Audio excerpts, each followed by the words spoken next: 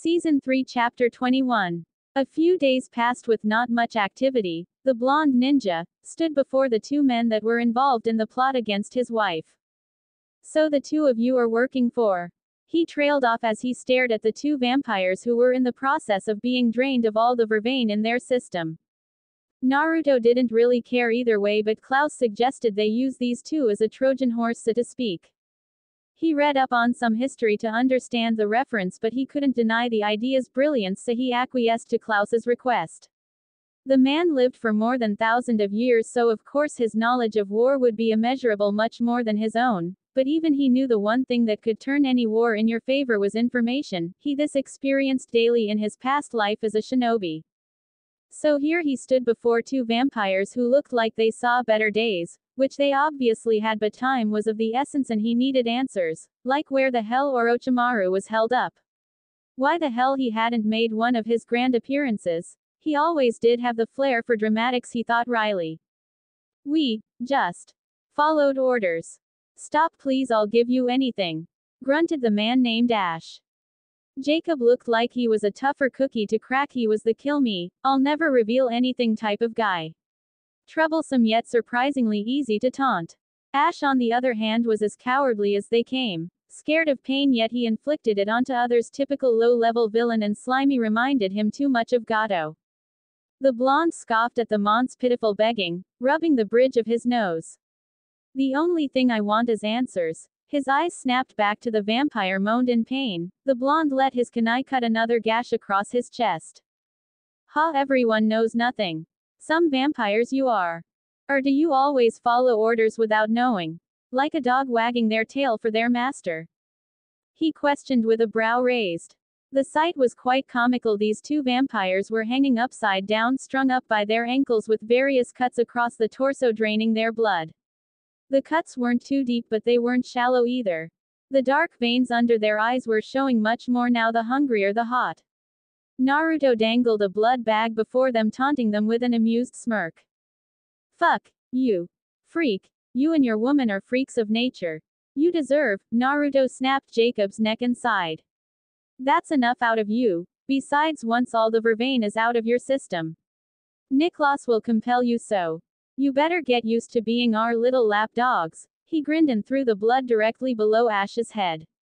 Woof woof. He taunted the hungry vampire and left the garden, so aptly named, though instead of blooming flowers it was the home to traitorous vampires who seemed to go against their family for their own reasons. Desiccated vampires decorated the walls like green ivy running along them. He shut the doors closed. He heard footsteps approach him. He turned and came face to face with his father-in-law, who wore the patented Mikkelsen smirk. He no doubt would have inquired whether it was a permanent feature if he didn't witness the man display a range other expressions before.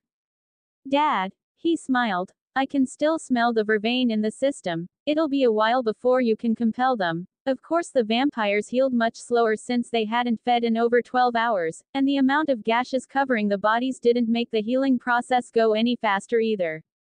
Klaus nodded. I see, and you've had your fun.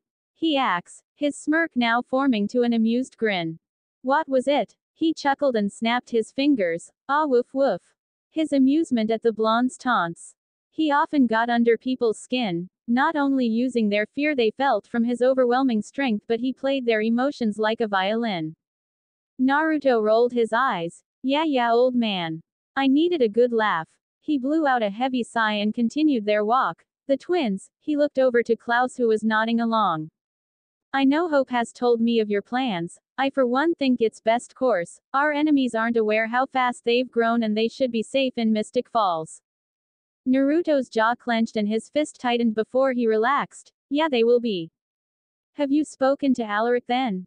The blonde pulled out his phone from his pocket and went through the text messages he exchanged with the older man. Yeah, he's aware. He also feels that he should be helping more than housing my children. He chuckled, and shook his head at the man's vehemence about joining whatever fight. Ah well, I suppose he feels that you saved the school single-handedly without much support from him or anyone else for that matter. Nah. The blonde waved off the praise. I did it because I didn't feel confident that I could protect so many people whilst fighting. My reasoning was selfish.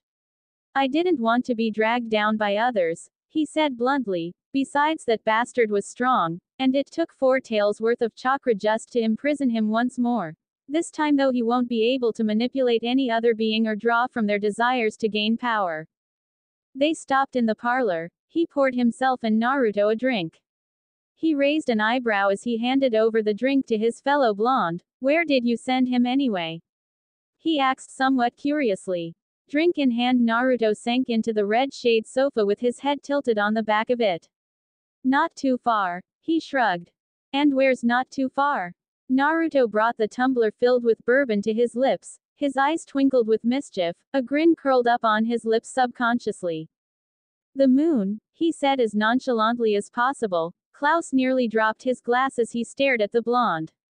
His mouth parted, eyes widening at how simple the sentence sounded, but the contents, however, was a completely different story. He cleared his throat and barked out a sarcastic laugh. Yes, I suppose that doesn't seem too far at all. The following day all the vet's wind that was in the vampires had been drained. Niklas stood before them, his eye's own pupil grew as he compelled the vampires to return to their leader and report nothing was out of the ordinary. You will go back to wherever you came from and tell your leader nothing has changed. The Michelsons doesn't suspect anything. The children have been born but are kept within the compound with only the family having access to. Will not be able to tell your leader or employer that you've been compelled to say this, you understand? Once you have more information you will share this with either myself or Naruto, he questioned. The 2 ashen gray vampires nodded their heads with an hypnotic daze. We do, they echoed. Well, off you go. Klaus waved them away and threw 2 bags of blood in their direction, which they tore into immediately and made a mess. Naruto grimaced at that they were done. The empty bags of blood laid on the floor with drops of blood. The vampires were gone. Hungry little puppies, aren't they? Naruto joked. With this our plan in motion, I'll leave it up to you to make sure my grandchildren are safe, Klaus said with nod and left the study. Naruto's mind wandered to various possibilities or outcomes that could come to be after this fight, or during it rather. He sighed and stepped out of the study to where his wife was packing their children's clothing. Done? He questioned as he saw Hope zip up the last bag.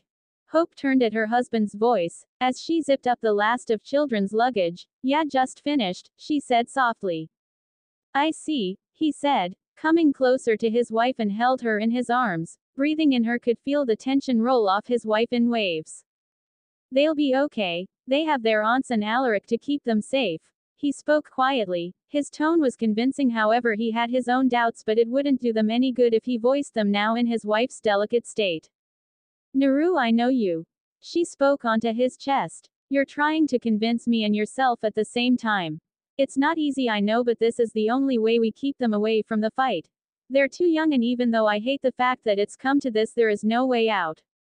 Naruto chuckled softly. You do read me like a book, don't you? He deflected.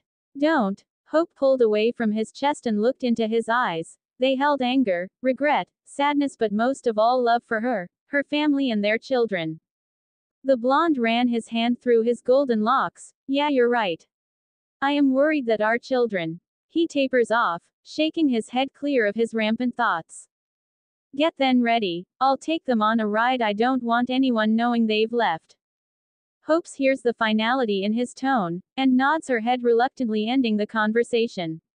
She knows he would give anything to stop this from ever happening and trying to find a way that would keep their children at their side, but she also knows that it's not possible, and she hates the fact that Naruto feels that it's his fault. I love you, she says simply before going to get their children. As I love you, he says with a small smile gracing his handsome face. The suitcases had been put into scrolls for the journey, a journey he will make by himself with his children. Hope wanting to join, but he refused and told her to stay put. Her absence would be recognized by the factions, and that wasn't something he was willing to risk. He was sending a clone in his place to roam New Orleans. He was confident Orochimaru's henchmen wouldn't know the difference. He summoned his dragon and waited for his children to say their goodbyes. Their goodbyes were tearful and full of promises, especially from Hope. He turned away, strapping the large storage scroll onto his back. A genjutsu was placed around the area to hide any signs of a dragon before they managed to get high enough away from the view of the vampires.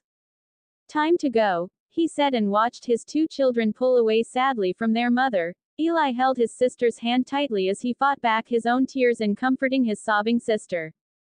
Papa, I don't. Naruto bent down, kissed his daughter's forehead. It's not goodbye, little one. Just a see you later. Okay, we need to keep you safe and you'll meet Papa's best friend, he smiled slightly. But, Ava was cut off by her brother, who squeezed her hand. Ava, Papa and Mama told us why we have to go away for a little while, so let's see it as a new adventure. He tried to cheer his distraught sister up. HMMMFFK, she mumbled, her eyes red of all the crying. Come on, you get to fly on Papa's dragon, isn't that cool? Joked Naruto. Season 3 Chapter 22. Naruto sat on his summon's back, his daughter and son take in the sights from above. Ava squeezed his hand, squealing in delight. He wished he could enjoy her laughter and joy much more than he was currently. Unfortunately, he couldn't. A threat to his family was looming over the horizon, and the entire reason his daughter and son were on his dragon in the first place was to get them to safety without having to experience the cruelty and darkness of the world. We'll be there soon, he said louder than usual as the wind rustled around them. From their position above the clouds, coupled with his enhanced vision, he could make out the town, Mystic Falls. He hadn't been back since he was taken away by his wife and his new family. He hoped the school was rebuilt. They had caused a good amount of damage. He cringed mentally at the thought. Oh well, at least that bastard can't feed on anyone's lust from the moon, he thought, a thought which placated him. He heard the verbal agreement from his children as Ryu began his descent upon seeing the Salvatore school. Naruto cast a genjutsu around the summon and themselves, ensuring secrecy of their arrival in case there were any spies that reached here, paranoid. Perhaps, but cautious. Years of being a shinobi and the last mindfuck that was Malivore made him extra cautious, especially when protecting his loved ones. The landing was smooth, the scrolls across his back intact as he took his children off the dragon and allowed Ryu to return to the summoning realm. Wow, Papa, this place is big, appraised Ava, staring wide-eyed at the Salvatore school.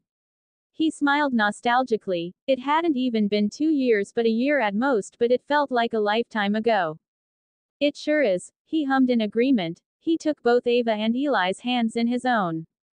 It's also where I met your stubborn mother and fell in love with her, he said with a smile on his face. Really, Papa? Asked Eli, looking up to his father, who had a soft smile on his face. He knew that look, it was one reserved for their mother, and their mother only. He knew his sister and he were different. Perhaps he understood it more than his sister. He also knew why they suddenly whisked off to this place.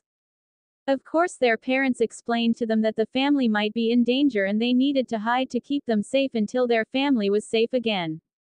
He felt helpless. Even though they were mentally the age of 5 and physically looked the part, their parents saw them only as a few months old. He couldn't blame them. Though he didn't speak much, he observed plenty. He observed his father's tense shoulders, the cautious glint in his father's eyes.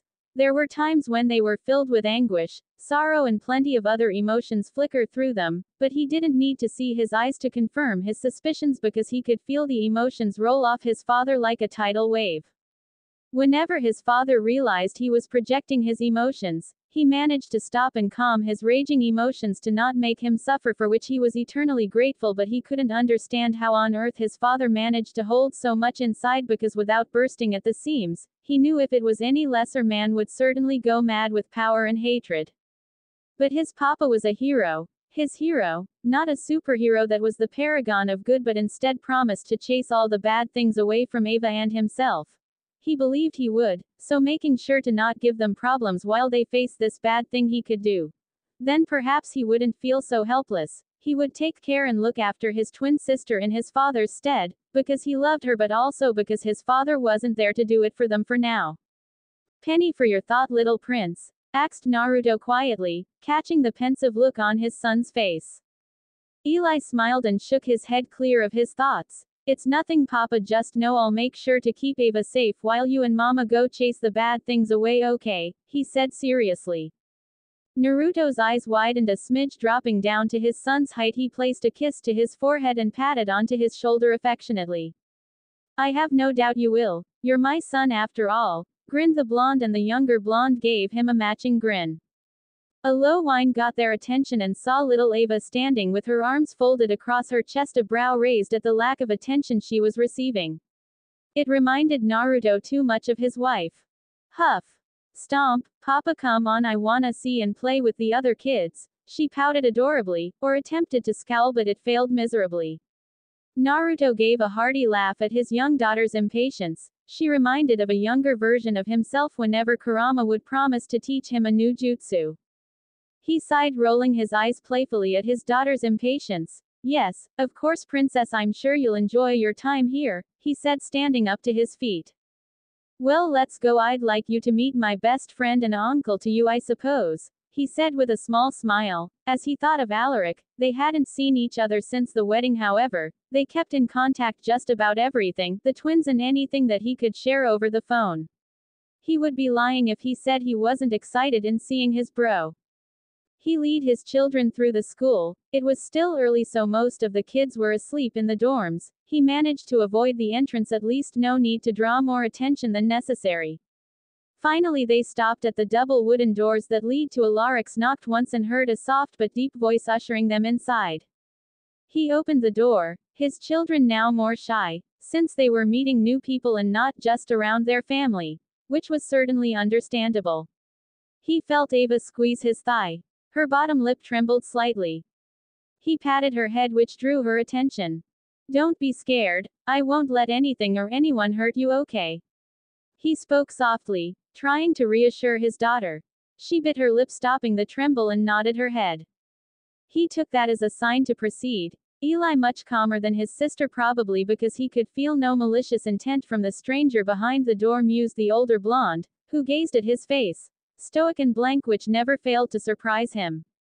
His son reminded him of Itachi. Even though his contact with the shinobi was limited, he could spot the similarities between the pair. Rolling his eyes mentally. My son is more of an Uchiha than an Uzumaki. Ero Sennin must be laughing his ass off, he thought with amusement. Rick, he said as he entered the room, followed by two little carbon copies of himself and Hope. The older man looked up to see his blonde friend, followed by two 5-year-olds that looked like the perfect mixture between Naruto and Hope. A smile slipped onto his lips without permission. He heard from the blonde that the twins' growth were accelerated due to their genes and latent powers. He could hardly believe it, but now he had no choice. The proof was staring right back at him. Naruto, he said, standing up to his feet, crossing the room, and gave his blonde friend a big hug. Man, you've grown tall, haven't you, kid? He chuckled as he took in the blonde's features. The reddish streaks in his hair were darker. His eyes were a light red with a black cross for a pupil. If he didn't know the man standing before him, he would have guessed contacts, but he knew it was part of his heritage. I've missed you, Rick. It's been too long, mused the blonde nostalgically. The smile on his face seemed a bit forced as he spoke his next words. I'm sorry it had to be under these circumstances, though. Alaric caught the look and nodded his head grimly. He knew something bad happened if the blonde has to hide his kids here. His attention now drawn to the twins who stood at the father's side. The boy looked stoic, he couldn't see any visible reaction. The girl, though, wore her emotions on her sleeve, a much easier read. And who do we have here? He said, lowering himself to their height. Eli gave the man a once-over. He could feel the genuine emotions of love and affection toward his father. No malicious intent. He decided to introduce himself as their mother taught them. My name is Eli Uzumaki Mikhailson, and that, he motioned to his sister, who seemed to shrink even more behind their father, is my twin sister Ava Uzumaki Mikhailson. Pleased to meet you, sir, he spoke politely.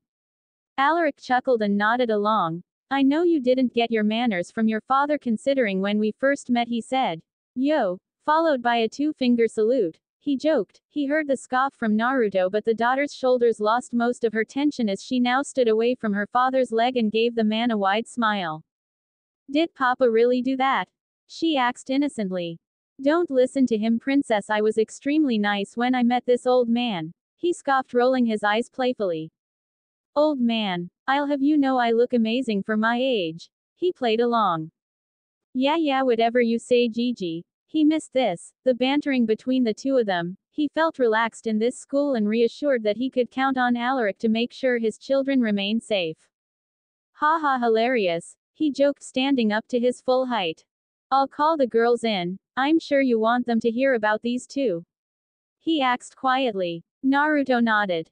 He ushered his children to the sofa in the room.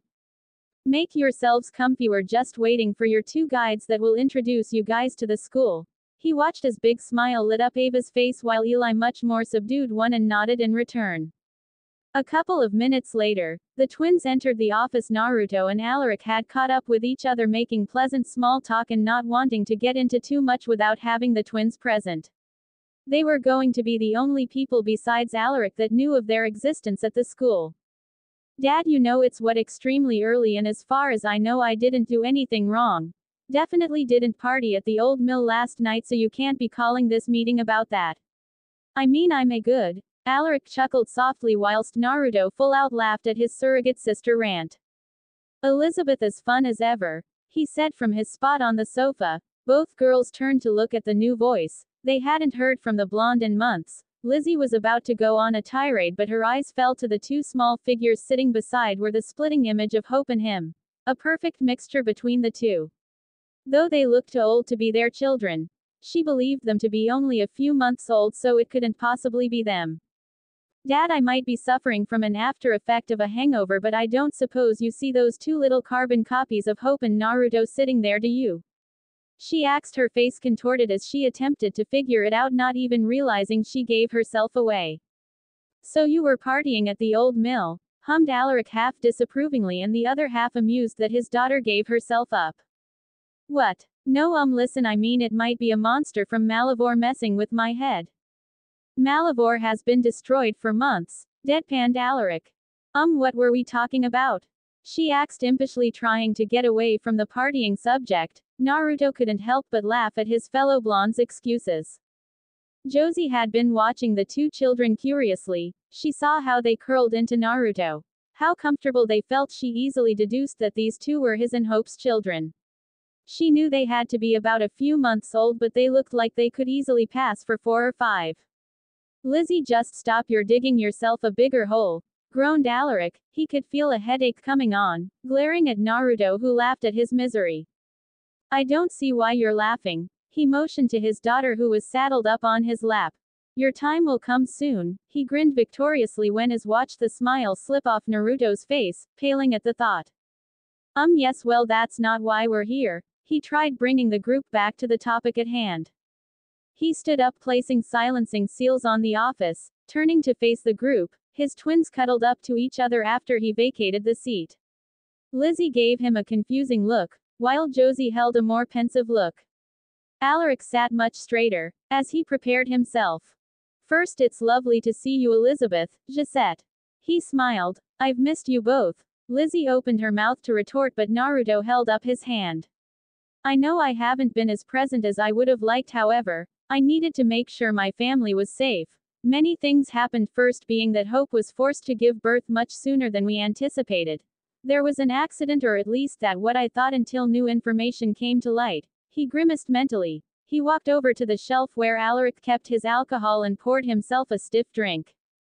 I thought after sorting out those who attacked we would be safe, but when I got back to the compound, Hope was forced to have our children. He cleared his throat. She died and chose to bring our children into the world at the cost of her mortality. He smiled, looking down at his children, who sat quietly holding each other, finding comfort in each other's presence. They heard the story before, so it wasn't anything new. Of course, by doing that she became a vampire, a full tribrid much sooner than we intended, he said quickly. He looked at the various faces in the office as he continued his story and explained to them what had happened in New Orleans, the small fight he had when taking over control of the French Quarter. He explained that Niklas no longer felt like he wanted to be king, but also didn't want the supernatural creatures fighting amongst themselves, so he handed the title down to his son-in-law with his daughter beside him. He went on to explain why the twins grew so fast. However, they were only 5 months old, and within the next few years their growth would continue to be accelerated until they look about the age of 18. Only then will they start to age normally. That's why my little prince and princess looks like they could be 5. He grinned over at his children and squeezed the shoulders as he continued his recollection. Okay, that's a lot to process, but why did you bring them here now? I would think New Orleans would be safe for them. After all, you have an entire army at your disposal. questioned Josie. Not that I'm not happy to see you and these little ones because we would make amazing aunts. She smiled placatingly at the twins who gave her shy smiles back. Yeah, that's why I brought them here. What I don't understand. Lizzie furrowed her brows as she questioned Naruto. It made sense to keep them in New Orleans where they would be safe, not her in Mystic Falls. There's a threat coming. Hope's accident was only the first part of our new enemy's plan. I won't go into too many details, but I will say that our enemies cannot be underestimated and definitely cannot know that my children are both tribrids, but instead of getting their magic from their ancestors or earth, they use their chakra they inherited from me. He paused. This enemy is someone from my past. He knows me well. He knows what I held when I was in the elemental nations back when I was a shinobi. And somehow he managed to step in this dimension when I destroyed and sealed the demon Asmodeus away. But there's a lot more at play here which I will not be sharing because even you knowing too much puts you in danger. I will be asking all three of you to keep their existence a secret. No one aside from our family knows that my children ages this fast, so they'll be looking for babies, not toddlers. He breathed out, swallowing the rest of his drink. They will take my biological father's surname Namikaze. And their backstory is that Caroline found them in Japan when they showcased witch-like abilities, both orphans, and decided to give them a home at the Salvatore school. He said mainly to the two girls who nodded their heads quickly. They realized the importance of this secret and unknowingly both pledged to keep these two kids safe no matter the cost. Alaric cleared his throat, gaining the attention of his daughters and the two little ones on the sofa. Girls, why don't you show the twins to their rooms and around the school? Their room will be Hope's old one since it hasn't been filled since she left. Naruto nodded at this. He knew it would make his children feel a bit more comfortable. He bent down to face his children. Come on, little prince and princess. Lizzie and Josie will take good care of you and I'll make sure to come see you one last time before I leave, okay? He said softly. He knew Ava would be a problem. She was tearing up already and it broke his heart as he watched tears fill up her blue orbs. Hush, princess, don't cry. I need you to be strong for Papa, and once Papa and Mama scared away all the bad things, we can be together again, okay? But for now, make sure not to tell anyone who your real family is. We don't want any bad people to come after you, okay? We won't, Papa. Just make sure to come back in one piece, said Eli sternly. He out his arms around his father's neck. Don't be too much of a hero, he joked. Naruto hugged his younger son with a grin. He had tears well up in his eyes, but he blinked them away. He needed to remain strong for his children. Don't worry, little one. I'll come back in one piece, I promise. He nodded and kissed both children's heads. And you always keep your promises, sniffed Ava. Naruto gave her his famous foxy grin. He held his fist to his heart and pounded it slightly. Of course, because that's my ninja way, he emphasized with another pound. His children copied his movements with a similar grin plastered of their faces. Season 3, Chapter 23. Previously of A New Legacy. Final chapter. Wow, Papa, this place is big. Don't worry, little one. I'll come back in one piece, I promise. And you always keep your promises. Of course, because that's my ninja way. Outside of New Orleans. Outside of New Orleans stood an old warehouse. From the outside it looked dilapidated, unused, moments away from collapsing. A idle figure stood near the entrance, a sick grin on his face as he stared at the building. He was relatively new to this world. It was different from his own home in the elemental nations, where he boasted his power in being one of the legendary Sannin, students of the now deceased third Hokage. He grinned maliciously at the thought. Good riddance, he thought. Even though it's been a few years since his old sensei's death, he still took immense pride and pleasure that he was the one who managed to destroy his old teacher, even if it was failed attempt on killing him with the use of that damned Uzumaki Death Reaper seal. Now he was here, Earth, he mused. Very different, yet almost the same as the elemental nations. They had their own share of wars, but now it seemed they lived in relative peace. Though he knew that there were wars waging in the shadows, something Danzo and his root operatives would have surely enjoyed. The supernatural creatures, however, was quite a surprise. Of all the creatures, vampires, wolves and witches, only vampirism had attracted him greatly, even hybrids, because they had the form of immortality he craved. He couldn't be more delighted that he was given the opportunity to achieve his goal here after he had such a difficult time when attempting to get it in the elemental nations. Now though he could feel it within his grasp. A deal made with a god. He chuckled at the ridiculousness of it all. Even gods want more power, something he was grateful for, because he could use the god's hunger for superiority to his own gain. When he heard of the tribrid, his body thrummed with excitement, even more than when he first marked Sasuke in the Forest of Death. Now though his disappointment in the boy's lack of resolve gave him pause, he didn't care for much and even less of his experiments, but they failed. Even Kabuto, that damned snake, turned tail. He sighed heavily at his memories. The fourth ninja war was a long time coming, but imagine his surprise when the runt of the litter, Uzumaki Naruto, managed to turn the war on its head and defeat Madara Uchiha, and the 10 tails in one fell swoop, even going as far as absorbing the tailed beasts in himself to end the war. Again using that Death Reaper seal, which the Uzumaki clan coveted. He watched from his own comfortable perch as the final moments took place. He felt a sick sort of satisfaction when the Shinigami pierced the blonde with a sword through the chest. But his smile fell slightly when he witnessed that even in the blonde's last moments the shinobi never faltered in his resolve. In fact, he was sure of only strengthened. He didn't like the blonde, but he couldn't deny the blonde's courage and bravery. Now after a few months before he came to this place, only to find that the very blonde who had nearly brought him to a permanent death was here at the behest of Kami herself. Saving this world literally after saving his old one. Forever the hero, he mused angrily. The blonde shinobi was still a thorn in his side, a wrench in his plans to take over this world and reign as its king. He didn't necessarily want to be king or enslave these people, but where would he get willing subjects for his experiments if he didn't? He chuckled menacingly at his thoughts. The first part of the plan went smoothly to an extent. However, the people he sent to secure his ticket to immortality was saved before he even managed to get his fingers on her. Thanks to her husband, he hissed. Damn you, Naruto. He clenched his hands around the chair he sat in as he watched his mindless slaves go about their duties. His lab was set up and he adopted a more agreeable appearance. Instead of his pale-like skin was tanned, his hair a matte black, short and slicked back instead of his long hair. He was as tall as Jiraiya yet still looked like your everyday human with no discernible features.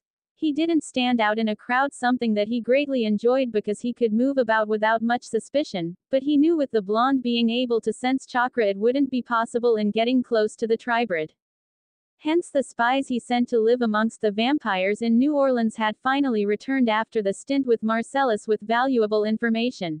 Apparently the young tribrid he was chasing had given birth to a set of healthy twins. His eyes lit up at the news. Not only would he have a tribrid but also her children, a bargain if ever he saw one. If his assumptions were correct, their father would be no other than the blonde ninja, which gave him much more glee at the prospect of stealing away whatever the blonde held dear. He would destroy Naruto before he could even blink. He relished at the thought. Just you wait, Naruto-kun, soon everything you hold dear will be mine, he hissed. Did you say something, Lord Orochimaru? Bowed one of his servants, a name he couldn't even remember. He gave the man a dismissive wave. No, nothing. He rolled his eyes mentally at how easily these humans fell under his control. He didn't complain, after all. He liked that they were so easy, but he enjoyed a challenge. He was a shinobi at heart after all. Even though he deserted his village and his home for this new one. His plan was simple. Step 1. Activate the tribrid's full abilities. Step 2. Steal away the tribrid and mark her as his own, a newer version of the cursed mark that would place a fragment of his wood inside the girl. Step 3. Use the girl to summon Orochi the god. Step 4. Use Orochi. Of course Orochi himself wasn't aware of the fourth step. The god thought himself to be superior and that Orochimaru was a means to an end, but he would soon see the error as his ways. His misjudgment. He would suck the power from the god and use the god's body as his own. The god himself had made the mistake in granting Orochimaru a much larger chakra pool, one that could rival the 5 tails. He grinned at the thought. From what he heard from Orochi, the 9 tails no longer existed, which would make it easy to destroy the blonde ninja once and for all. In his mind his plan was foolproof. Now he just needed a way to steal away the girl from her family and get started. He would use his 2 spies to do it. The children were the key. Steal away the babies and a mother would become putty in his hands. A deplorable thing to do, but again the end justifies the means. This was war and there would be casualties regardless, and why would two children have to stand in the way of him finally achieving his goal? The decision was made easily and he barely batted an eyelash at his decision. Soon he would have this new world at his feet and he could hardly wait. "Call Ash and Jacob, have them come see me," he said to the attendant. Wood nodded and scrambled away, eyes downcast. He delighted in the fear he invoked, as did his summon Manda, but was still as difficult to please as ever. But he had abundant of bodies to offer his summon, who reveled in the pseudo-immortality of these vampire creatures. A few minutes later 2 men entered his chambers, bowing lowly, eyes firmly glancing to the ground, not daring to gaze upon their leader. Orochimaru spoke, his tone sickly sweet, though filled with maliciousness. "You two will bring me the tribrid children."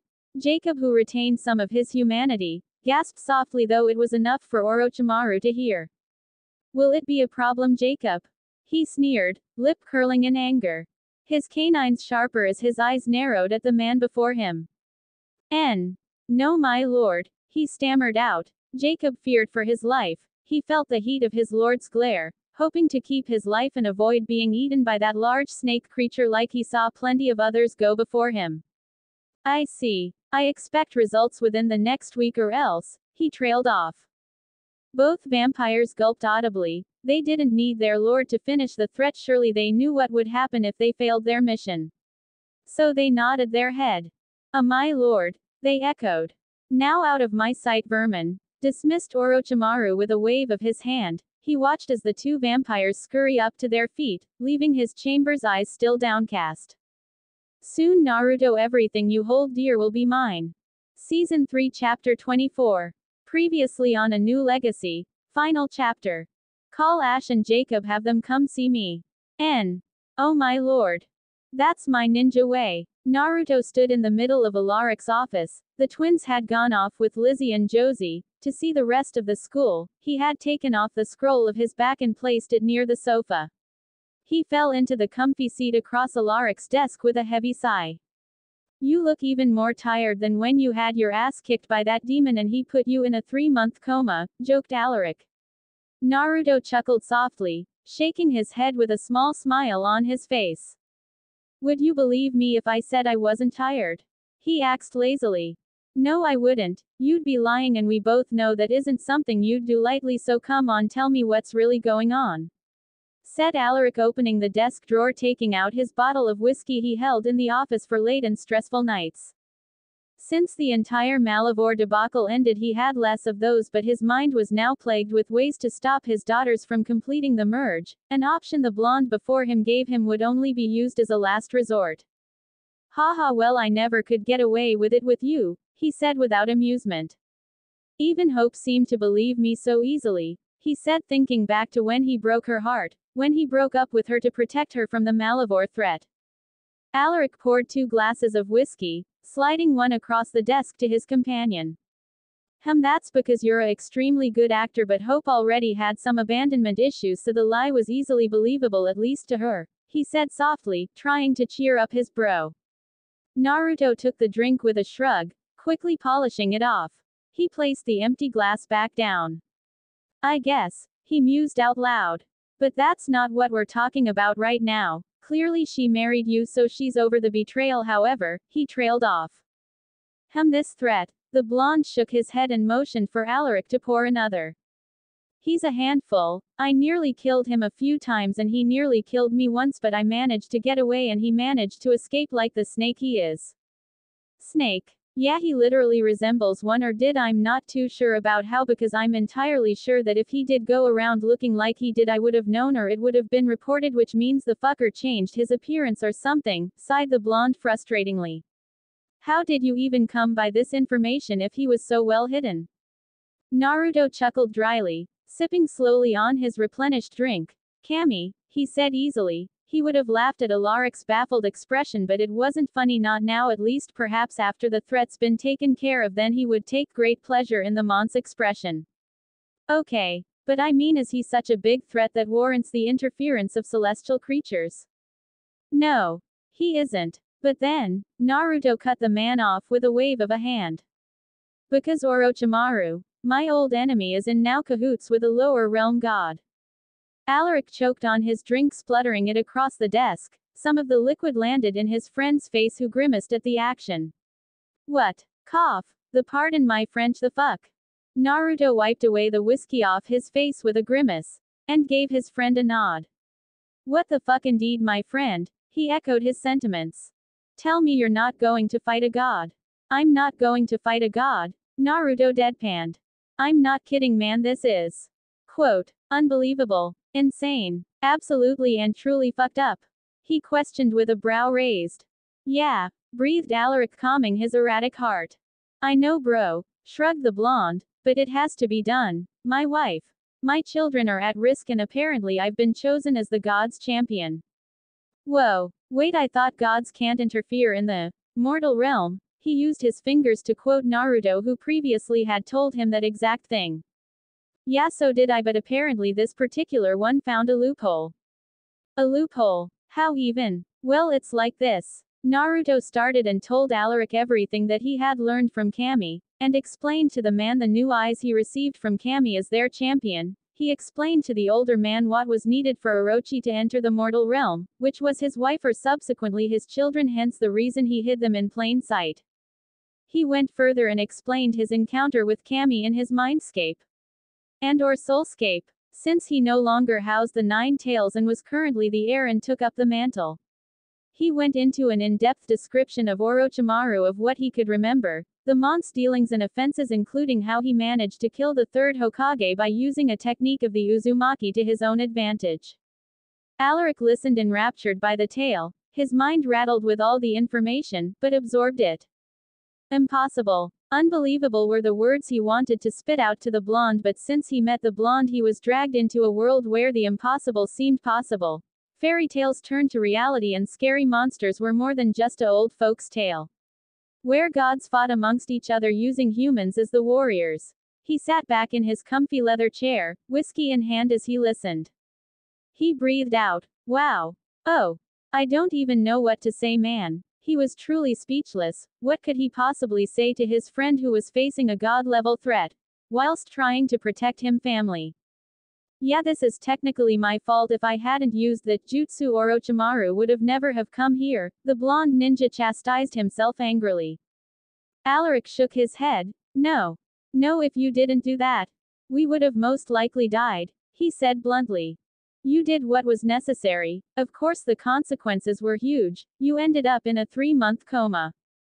Naruto scoffed. Yeah, one of those consequences was being a threat that now wants my wife to suck her dry of all her magic, and anything that makes her supernatural.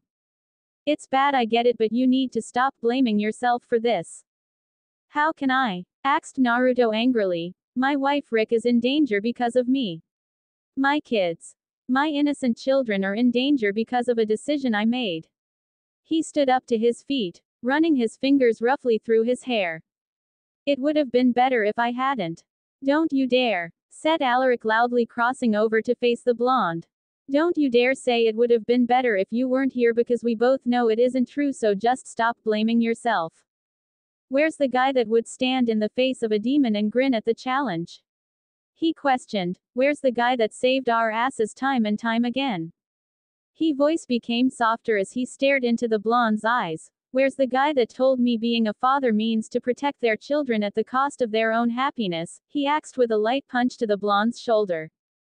Naruto's eyes became glassy as he listened to his best friend speak. His words soaked in, strengthening his resolve much more than before. He's still in here, he said quietly. Damn right he is. I can't possibly know how scary this must be for you. You've only just found the joys of fatherhood, marriage, and now you're off to fight another battle. But Naruto, Alaric clapped his shoulders. Remember, those are the exact reasons you're fighting for. Your wife, your children, your family. They're the reason you're fighting, so you can't keep blaming yourself when I know for a fact no one else does. He finished firmly. They stood in silence for a moment before Naruto chuckled, joined by Alaric. Man, you should become an inspirational speaker of the entire headmaster of a supernatural school. Thing doesn't pan out. Alaric grinned, squeezing the blonde's shoulders one last time before he let go. Nah, that would be too boring. After all, where else would I find a guy that's about to take on a god? He joked lightly. He worried it would be too soon, but he heard the bark of laughter hurts from the blondes. Yeah. Laugh, you're right, bro. I'm way more entertaining. Exactly, grinned the older man. Come on, let's go see your kids, and if the settled and alright, but you're alright though? He questioned warily. Naruto nodded. Yeah, it's just a lot, you know. Yeah, I know, empathizing softly. Alaric did know. Maybe not to the full extent, but he had his own set of problems. His own daughters involved in a crazy coven, things that would literally combine their souls. He wasn't willing on losing either of his daughters, so yeah, he knew what that the blonde felt. It was an overwhelming feeling to have the lives of your children in mortal danger, something no father ever truly got used to unless you were a bad father. Naruto grabbed the large scroll, strapping it securely to his back, and followed the man. Yeah, you're right. Of course I am. The sooner you leave, the sooner you'll be able to come back to show them that their papa took care of the bad things. He smiled over to the blonde. You're right. I've got the luggage in here. He pointed to the scroll strapped now securely to his back. Of course you do, weirdo. He joked. My god, Rick, you sound like a teenager. He groaned dramatically. One of the side effects of running a school filled with them also having two teenage daughters plays a big part. He shrugged nonchalantly. Better you than me, man. Alaric had a mischievous glint in his eyes. Oh yeah. Well, just wait until your little princess brings home a boyfriend or girlfriend. It won't be my problem but yours. Alaric laughed at the horrified expression that now overtook the blonde's features as he stopped dead in his tracks. You all right? He questioned through his laughs. Don't even start, Rick. I've got enough shit on my plate. I do not need to think about my daughter bringing home suitors. He shuddered violently. I'll probably put their heads on spikes and decorate the front of the compound with it to ward off any and all potential ones. He said, only half serious, well, maybe a bit more serious than intended. Alaric stared at his friend. You know what? What? Asked Naruto innocently. I somehow believe you'll do just that. He deadpanned. Naruto smirked. A side effect of living with Niklas. Also a reason we get on so well, we often share the same opinions on certain matters. He grinned. Alaric shook his head in amusement. I'm Eon. You little psycho. I resent that. Alaric rolled his eyes. Yeah, whatever, bro.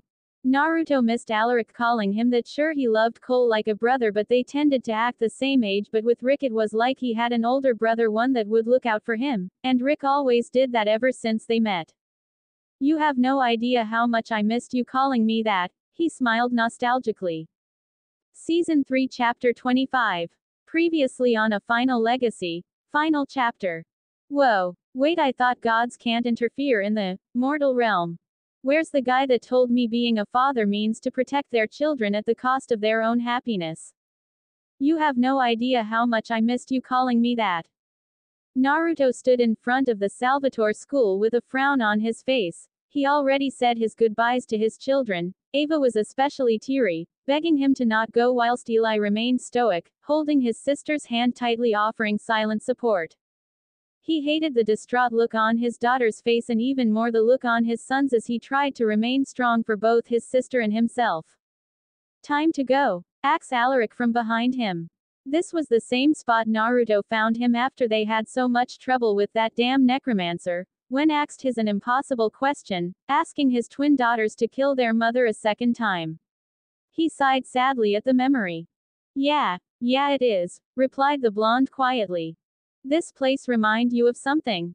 Naruto turned to face the older man, giving him a short nod. Yeah, this is the spot where I told you how good of a dad you are. He chuckled softly at the memory of his impromptu speech. Yeah, it is. He nudged his shoulder playfully. Need me to give you the same speech? Naruto rolled his eyes at the mont's attempt to lighten the mood. No, you don't. Good, because I don't think I have one in me. I'm just a headmaster, you know. Not some inspirational talker. Haha, yeah, that's right, but you're a damn good one. He paused, glancing back to the green forest before him. The mood around them changed as the wind fluttered through the leaves, whistling around them. Take care of them, please, he said quietly. I will, Naruto nodded. Closing his eyes, he concentrated his chakra, pulling and leading him. He felt one of the tags he placed in the compound confirming his departure. Yane. He gave Alaric a two-finger salute before disappearing in a red-yellow flash. Naruto appeared inside the compound. No one knew of his arrival and he didn't see the need to inform them so quickly. He wandered into the parlor room. Heading straight to the bottle of bourbon that stood on the small round, poured himself a tumbler glass filled to the brim with the brownish side and polished off his glass, pouring another, his second one less full than his first. His sensitive hearing picked up footsteps nearing him. He knew who it was but kept his eyes fixed upon the painting before him. The final battle of Napoleon Bonaparte. The short man sat on top his white horse hoisting his sword in the air as he destroyed his enemies that laid before. Appropriate, he mused wryly. A bit early to be drinking, isn't it? He chuckled without humor. It's 5 o'clock somewhere, he replied dryly. I take it the parting didn't go well? Asked Niklas as he stepped further into the room, watching his son-in-law as he finished glass after glass of his finest bourbon. He sighed internally. Since when did he become the responsible one? Reckless. Chaotic. He was best at but being responsible. The voice of reason was his Elijah's job, one he excelled at, even if he was considered a bore at times. Even having hope didn't really change that aspect of his personality. He became more cautious since her birth, yes, but not more responsible. His siblings could attest to that. As well as could be expected when parting with one's children, I suppose. He trailed off, not really answering his father-in-law's question. The blonde sagged deeper into his seat, grabbing the bottle beside him, not even bothering to make use of a glass anymore. He took a big swig, the contents burning his throat deliciously as he felt it settle into his stomach. All right, that's enough of that, said Klaus, speeding over, and grabbed the bottle of bourbon. We need to plan, and I need you sound of mind, not a bubbling drunk, he said, narrowed his eyes in anger at the insult. Whether Niklas insinuated that he was a lightweight or the fact that he was wallowing in misery, he held Klaus's glare before he looked away and stared back at the painting without saying a word. Nothing to say. I know how hard it is walking away from your own flesh and blood. He saw Naruto open his mouth to respond, but he cut him off swiftly, before a word could be uttered. Listen to me. You are a father, but you are also a king as well as a husband. Your wife has not left your room since you parted this morning. She hasn't fed at all either. This situation is difficult for everyone involved. However, the sooner we rid ourselves of the pests that plague us, the sooner you'll be able to have your children in your arms once more.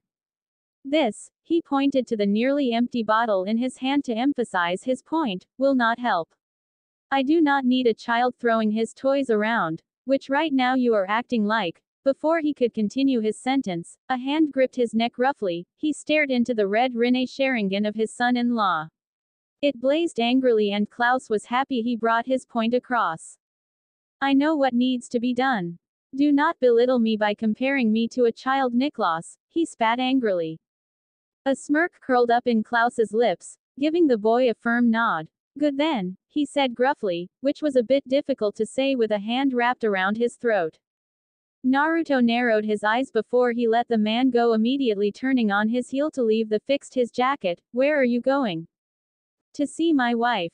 I'm a father, husband and king, but a king needs his queen beside him as well as his wife, he said, leaving the room, leaving a satisfied Niklas behind.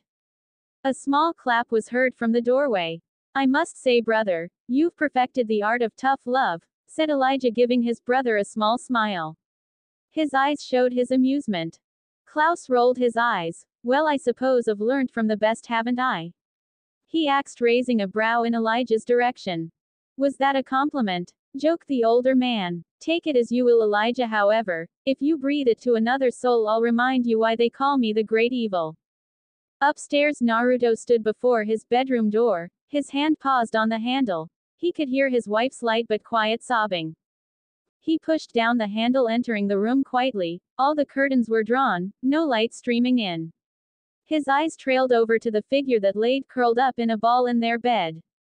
I told you, Dad, I'm not hungry, she said through her falling tears. First, you need to feed Hope, and second, I'm not your father. We've been through this before. He tried lightening the mood.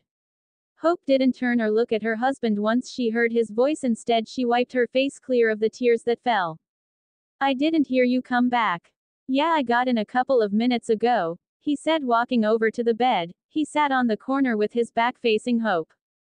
How was it? She questioned ambiguously. Of course he was aware of what his wife was referring to. He ran a hand through his blonde locks. Hard, he whispered. The hardest thing I had to do, he answered, heard the covers rustle and the bed move slightly. I see. I need you to feed Hope. We need to plan, and I need my wife at full capacity. You starving yourself will not help anyone here and definitely not help our children. I know. He scoffed somewhat angrily. If you know, then why haven't you fed? Because I just had to send away my children, Naruto. Give me a break, she replied hotly, her own emotions volatile at the lack of feeding as well as the longing she felt for her kids. Our children, Hope. Or have you forgotten that I was the one who took them away? He shook his head silently. He was being a hypocrite. Just minutes ago, he was drinking to numb the pain he felt at sending away his children. Hope had every right to be sad, he knew that logically, but right now they needed to plan. Klaus was right, they didn't need to act like children. When there was much more at stake than just his family. His tone softened when he spoke, standing up to leave his wife to her own devices. Just please feed and clean yourself up, we're having a family meeting later to discuss what we'll do moving forward.